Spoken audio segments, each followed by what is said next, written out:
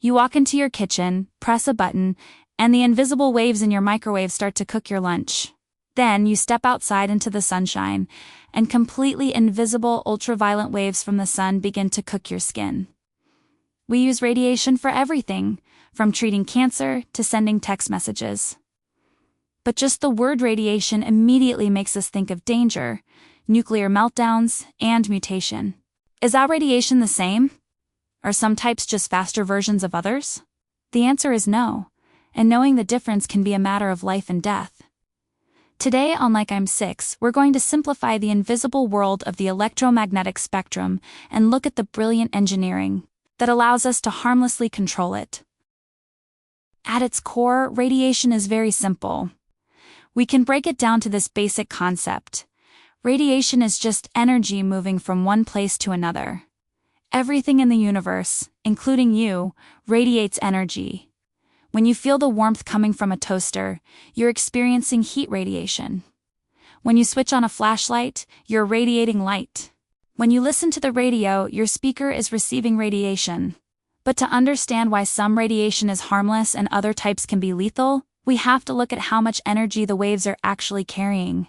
This brings us to the most important question in the world of invisible forces. Is it ionizing? Radiation that is non-ionizing does not have enough energy to break atoms apart. Let's make this radically simple. Imagine you are holding a water molecule, H2O, in your hands. A non-ionizing wave hits it. This wave has very little energy. It might push the molecule. It might make the molecule wiggle or vibrate faster. This wiggling creates friction, and friction creates heat. This is exactly how your microwave works.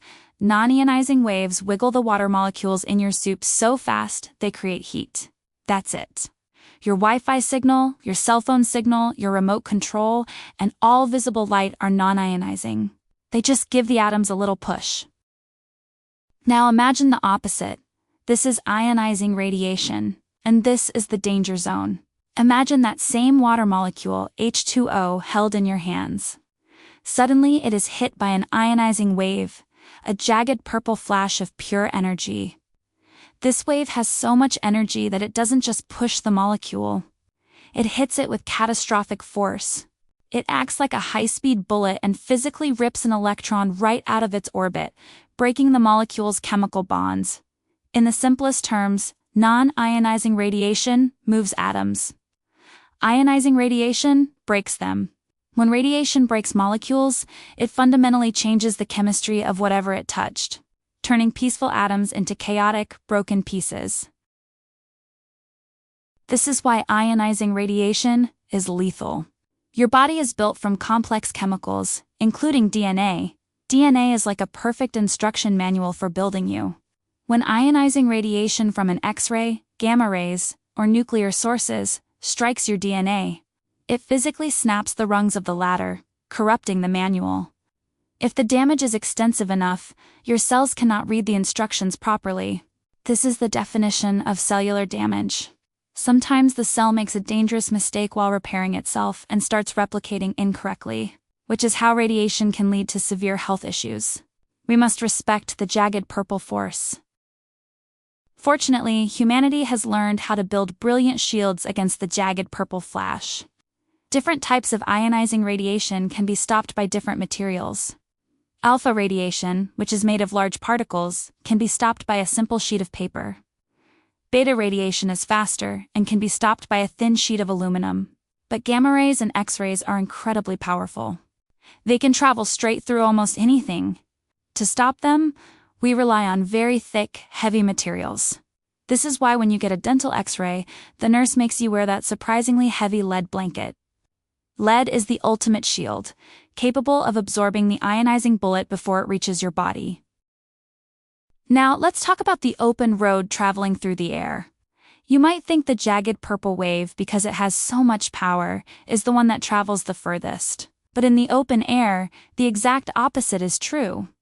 Highly energetic ionizing radiation is like a massive firework.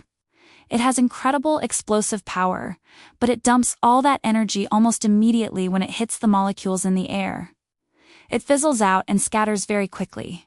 But non-ionizing waves, like radio waves, are like giant, slow-moving hot air balloons.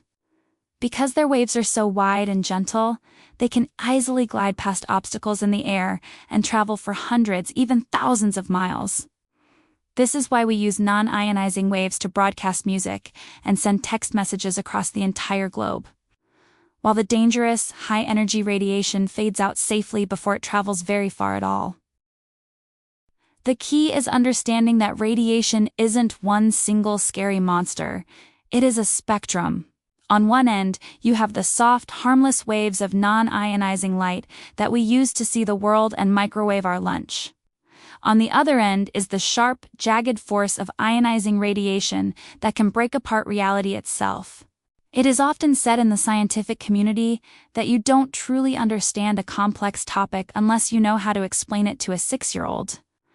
By breaking down exactly how much energy these waves carry, we can demystify the invisible forces around us. We can safely use non-ionizing waves for all our communications, while reserving the dangerous, broken force of ionizing radiation only for specific, controlled tasks, safely behind walls of lead.